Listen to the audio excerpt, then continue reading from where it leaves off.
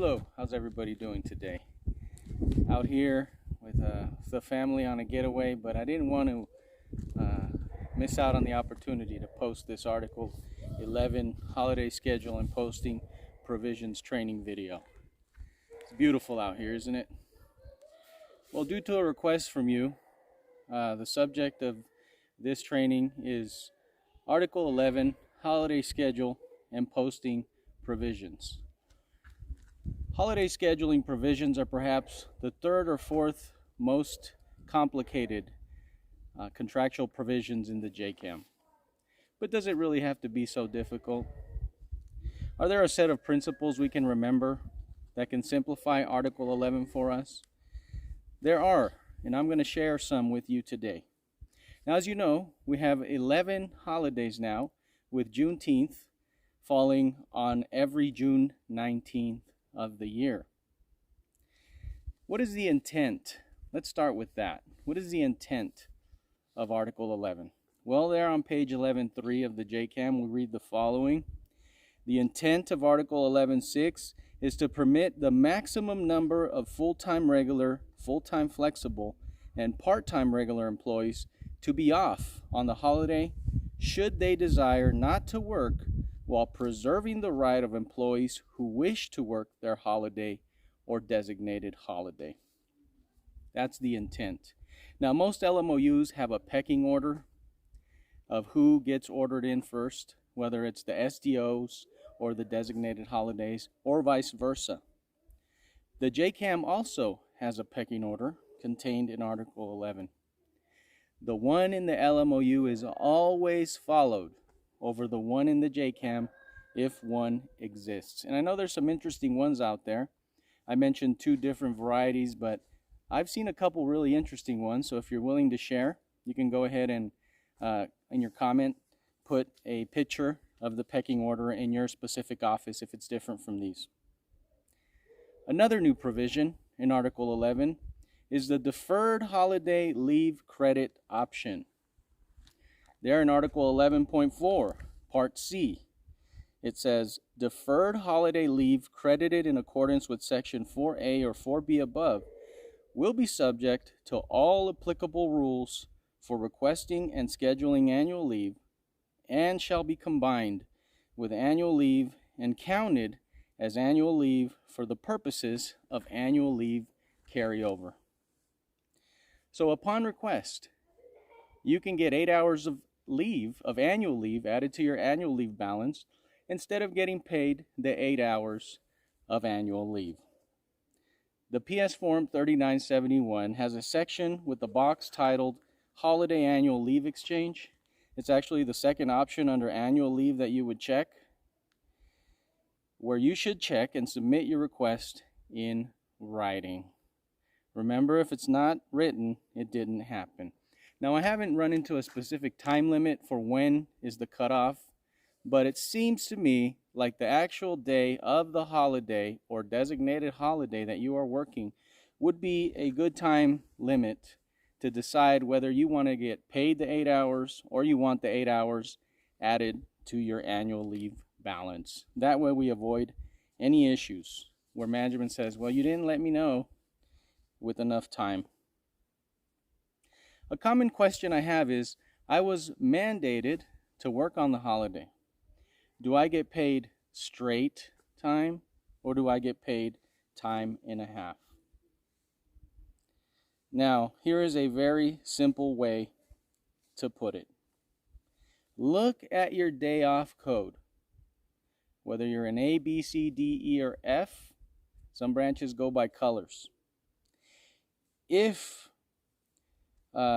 the only days that you are going to get paid more than straight time, the only days, is if you're working on your day off code, or if it's a Sunday and that's your normal day off, or if it's Christmas. Everybody gets paid time and a half for all holiday work on Christmas. Everything else is straight time, up to 8 hours. Now, here's something interesting and a possible opportunity for a grievance. The language here at 11.6a, point A, states, the employer will determine the number and categories of employees needed for holiday work, and a schedule shall be posted as of the Tuesday preceding the service week in which the holiday falls. And 11.6ab also states, as many full-time and part-time regular schedule employees as can be spared will be excused from duty on a holiday or a day designated as their holiday. Such employees will not be required to work on a holiday or a day designated as their holiday unless all casuals and part-time flexibles are utilized to the maximum extent possible, even if the payment of overtime is required, and unless all full-time and part-time regulars with the needed skills who wish to work on the holiday have been afforded an opportunity to do so. The opportunity here is twofold. Let's look at the first opportunity to file a grievance based on this language. First, if they don't maximize the CCAs and PTFs up to 10 hours, and you can find 8 hours of work because they're not up to 10. You can find 8 hours among the CCA PTFs. You can argue that the senior mandated carrier should not have been mandated, and you will successfully be able to file a grievance and get that senior mandated carrier an additional 50% for all hours worked up to 8 hours. Why? Because they should have been excused. That is the whole intent of Article 11. The other opportunity is if management didn't post a sign-up sheet. If they didn't post a sign-up sheet, you can argue all full-time and part-time regulars then were not afforded the opportunity to work. So now you're going to have to find a carrier that will testify that if they had seen that list, they would have signed up and they would have worked. Then what? What did they lose? Well, they lost 8 hours of work, didn't they? So they should be compensated 8 hours at the applicable rate. If that work would have taken them over 40, guess what? That would be at time and a half. And if it had taken them over 56, that would be at penalty. Why? Because that's what they lost. That is what they lost by management not giving the opportunity for all full-time and part-time regulars to work. Now that's a very overlooked potential grievance there. So that's the second part. Now here's the part we've all been waiting for. What if management does not post the holiday schedule by the Tuesday prior the service week, which contains the holiday?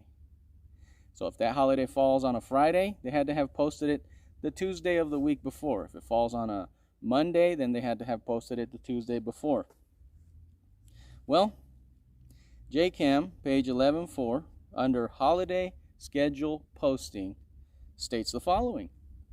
If the holiday schedule is not posted as of Tuesday preceding the service week in which the holiday falls, a full-time employee required to work on his or her holiday or designated holiday, or who volunteers to work on such day, will receive holiday scheduling premium for each hour of work up to 8 hours.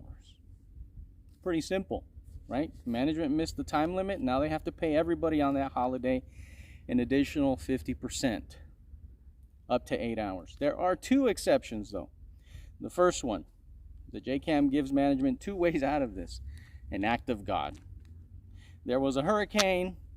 It blew through the post office. Everybody was off, including management. That Tuesday, couldn't post it. That is the only excuse for that kind of situation. Not because the supervisor was sick or they had to pick up their kids. No, it has to be an act of God. Second exception, the replacement of another regular employee due to an unscheduled absence or absence that was scheduled after the posting of the holiday schedule. So somebody was scheduled, Then they called in and took off. Medical showed they're not going to be there by the time the actual day of work comes, the holiday scheduled day of work. And so management replaces them with another employee. That's the only other exception. That employee would not get paid even though they weren't notified by the schedule that was posted on the Tuesday prior. And unfortunately, part-time flexibles don't get in on any of this premium eligibility at all. Another interesting provision which creates the opportunity for a grievance is found on page 11.5. Page 11.5 of the JCAM.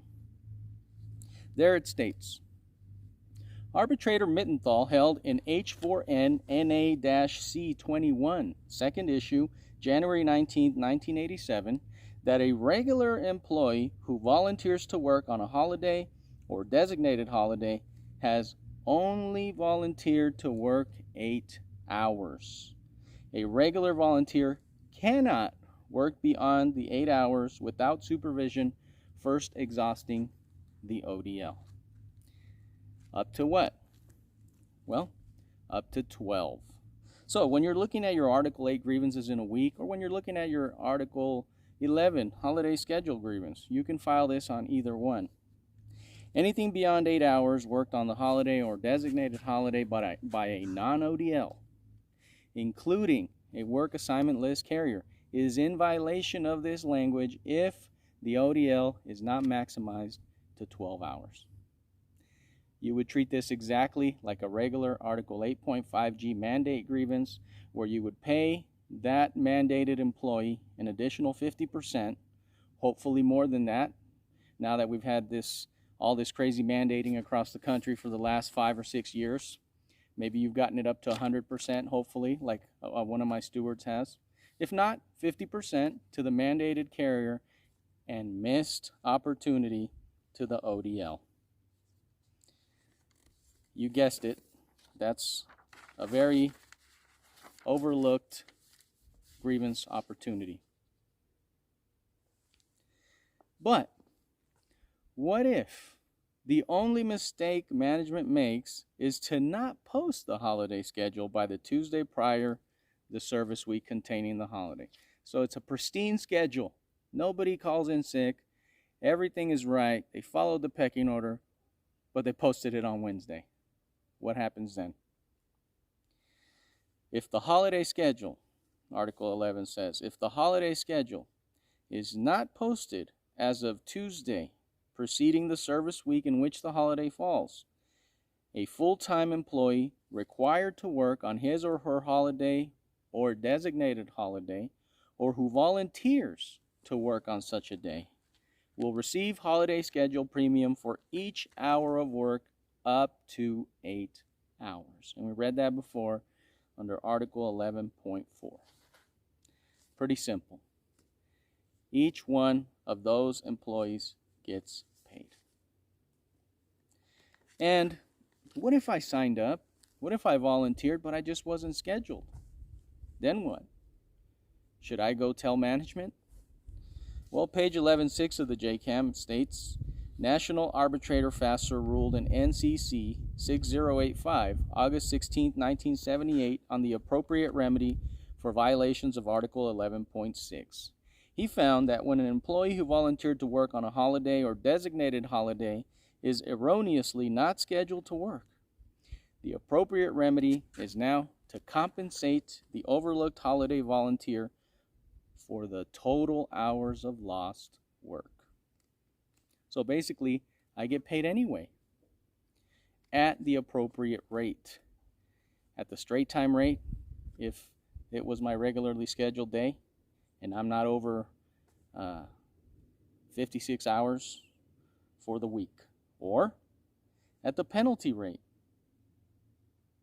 if that work would have taken me over the 56-hour-a-week threshold, which sometimes can happen when holidays fall on a Friday.